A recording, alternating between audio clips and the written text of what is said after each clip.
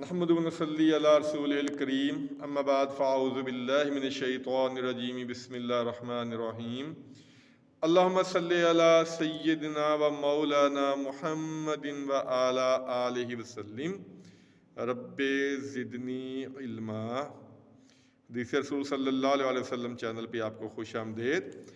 آج بھی انشاءاللہ ہم بخاری شریف کی دو حدیث کا بہت اہم مسئلہ ہے، وہ حدیث کی روشنی میں ہم ان کا مطالعہ کریں گے۔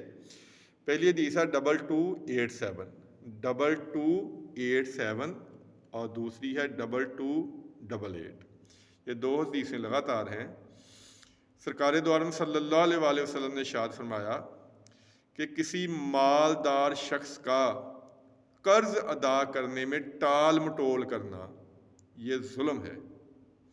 فرض کریں کہ کسی نے قرض لیا تھا کسی سے اور اس کے پاس قرض ادا کرنے کے پیسے ہیں، وہ اتنا صاحب حیثیت ہے کہ جو قرض اس نے لیا تھا وہ ادا کر سکے، اور اس کے باوجود وہ قرض ادا نہیں کرتا تو یہ ظلم کے زمرے میں آتا ہے۔ اب دیکھ لیں کہ کتنی بڑی وعید ہے یہ۔ ہم اکثر یہ ہماری عادت ہے کہ ہم اگر قرض لے لیں اور ہمارے پاس پیسے ہوں بھی تو ہم پھر بھی کوشش کرتے ہیں کہ یار نہ ہی دیں۔ یہ بہت بڑا ظلم ہے۔ یہ میں نے آپ کو حدیث سنائی ہے، کوئی آپ کو میں نے کہانی نہیں سنائی۔ اس لیے قرض کے معاملے میں ہمیں بہت احتیاط کرنی چاہیے، کیونکہ یہ حقوق العباد میں ہے، اور حقوق العباد کسی صورت میں بھی معاف نہیں ہوتے۔ یہ خدا نخواستہ اگر بندہ قرض ادا کیے بغیر مر جائے تو پھر بہت برا مسئلہ یہ آخرت میں اس کے ساتھ پیش آئے گا۔ ایک اور حدیث ہے 2391، ایک نمبر ہے اس کا، اور ایک نمبر پہ ہے 2078 اور 2391۔ یہ دو جگہ پہ حدیث ہے بخاری شریف میں۔ نبی پاک صلی اللہ علیہ وسلم نے ارشاد فرمایا کہ ایک مالدار آدمی تھا، تاجر تھا، تو وہ فوت ہو گیا۔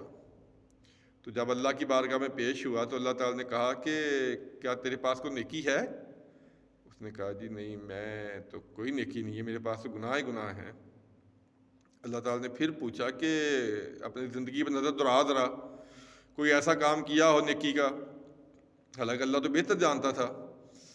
تو وہ تاجر کہنے لگا جی اللہ تعالیٰ آپ نے مجھے دنیا میں مال دیا تھا، میں لوگوں کو قرضہ دیا کرتا تھا، اور جب اپنے ملازموں کو قرضہ لینے کے لیے بھیجتا تو میں کہتا تھا کہ اگر کوئی قرض نہ دے سکے تو سختی نہ کرنا، ظلم نہ کرنا، واپس آ جانا، یعنی میں قرض لینے میں رحم دلی کا مظاہرہ کرتا تھا۔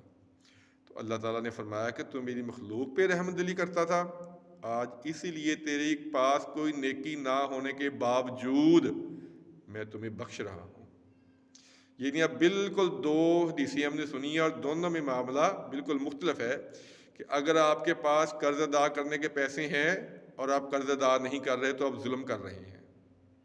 دوسری بات، اگر آپ نے کسی کو قرض دیا ہے اور اس کے پاس پیسے ہے ہی نہیں قرض دینے کے لیے، ادا کرنے کے لیے فی الحال اس کے پاس نہیں ہے، آپ اس پہ ظلم نہ کریں، آپ اس پہ سختی نہ کریں، اس کو وقت دیں، اس کو تھوڑا ٹائم دیں، تو یہ جو آپ کی نیکی یا صلہ رحمی ہوگی یہ آخرت میں آپ کے بہت کام آئے گی۔ ہو سکتا ہے یہی ایک نیکی آپ کی بخشش کا ذریعہ بن جائے۔ تو قرض پہ ماشاءاللہ کافی بیان ہو چکی ہیں۔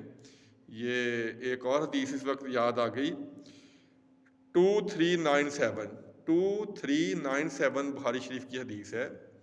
نبی پاک صلی اللہ علیہ وسلم نماز میں اکثر گناہ سے اور قرض سے پناہ مانگتے تھے۔ آپ سے پوچھا گیا یا رسول اللہ صلی اللہ علیہ وسلم آپ قرض سے بہت زیادہ پناہ مانگتے ہیں۔ آپ نے فرمایا جب آدمی قرض لیتا ہے تو پھر وہ جھوٹے وعدے کرتا ہے، جھوٹ بولتا ہے، اس لیے میں قرض سے اللہ کی پناہ مانگتا ہوں۔ ہمیں بھی قرض سے اللہ کی پناہ مانگنی چاہیے۔ اللہ نہ کرے ہمیں قرض کی ضرورت پڑے، لیکن اگر کہ قرض لینا پڑے تو ہمارے پاس جب بھی مال آ جائے اس کو فوری طور پہ ادا کر دینا چاہیے۔ اور اگر ہمیں اللہ نے مال دیا ہے اور ہم سے کسی نے قرض لے لیا ہے اور وقتی طور پہ وہ ادا نہیں کر سکتا تو ہمیں اس کے ساتھ صلہ رحمی کرنی چاہیے۔ اللہ تعالیٰ مسائل سن کے عمل کی توفیق عطا فرمائے۔ بارہا دفعہ میں عرض کر چکا ہوں کہ اپنے گھروں میں حدیث کی کتب لا کے رکھیں، یہ بہت ضروری ہے مسائل سیکھنے کے لیے۔ ہم میں سے اکثریت جو لوگ ہیں مرد خواتین، ان کے پاس لوگوں کا سنایا ہوا دین ہے۔ جب تک دین خود نہ مطالعہ کریں، نبی پاک صلی اللہ علیہ وسلم کی حدیث کا خود مطالعہ نہ کریں، اس وقت تک زندگی گزارنے کا سلیقہ ہمیں آ ہی نہیں سکتا، کیونکہ ہمارے پاس اور کوئی آپشن نہیں ہے، کوئی چوائس نہیں ہے۔ اور ہمارے پاس صرف ایک ہی چوائس ہے جس کے سنت پہ چل کے ہم کامیاب ہو سکتے ہیں دنیا اور آخرت میں، وہ ہے نبی پاک صلی اللہ علیہ وآلہ وسلم کی زندگی مبارک۔ اس کا مطالعہ کریں گے تو انشاءاللہ ہمیں دنیا اور آخرت دونوں میں کامیابی ملے گی۔ اللہ تعالیٰ سے دعا ہے اللہ تعالیٰ سن کے عمل کی توفیق عطا فرمائے۔ آمین ثم آمین۔ السلام علیکم ورحمۃ اللہ وبرکاتہ۔